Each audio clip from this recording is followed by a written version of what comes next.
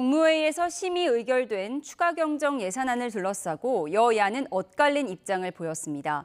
김민석 총리 후보자 인사청문과 관련해서도 증인과 자료 제출을 놓고 신경전이 더욱 거세지는 모양새인데요. 국회로 가보겠습니다. 박희재 기자. 네, 국회입니다. 네, 추경안 관련 여야 입장 먼저 들어볼까요? 네, 국무회의에서 의결된 추경안과 관련해 더불어민주당은 민생, 경제 회복의 마중물이라며 환영의 뜻을 밝혔습니다.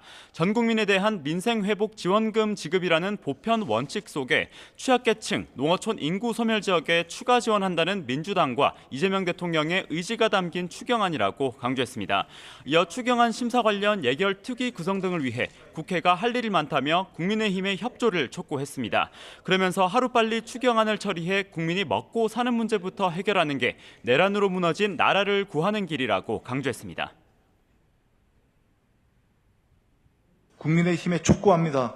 집착과 목리는 그만두고 민생 회복이란 대의와 원칙을 지키는 일에 함께해 주십시오. 이어서 추경안에 반영된 민생회복 지원금을 두고 당이 꾸준히 강조한 보편적 지급 원칙은 물론 이재명 대통령의 의지를 반영해 취약계층 추가 지원 방안도 담겼다고 이어서 평가했습니다. 반면 국민의힘은 추경안 편성 취지에는 공감한다면서도 정치적인 목적인 추경안에는 반대하겠다는 뜻을 굽히지 않고 있습니다.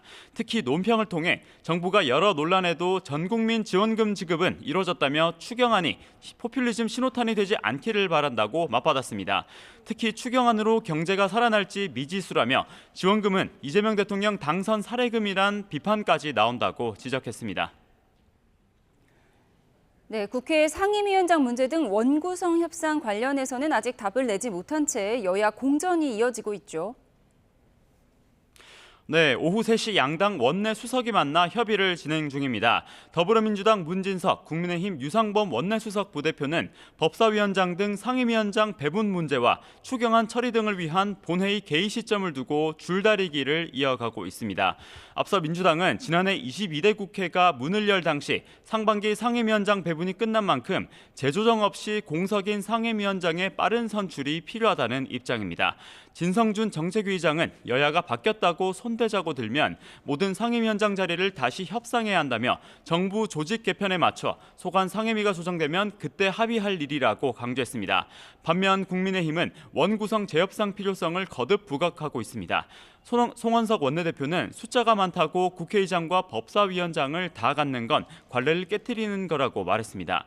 민주당 법안 처리를 현실적으로 막기 어려운 상황에서 견제 원리를 지키려면 원내 2당이 법사위원장 자리를 가져와야 한다는 논리인데요. 양측 이견이 큰 만큼 추경안 처리 등을 위한 본회의 개최 일정 합의에 빠르게 도달하기는 쉽지 않을 거라는 관측도 나옵니다.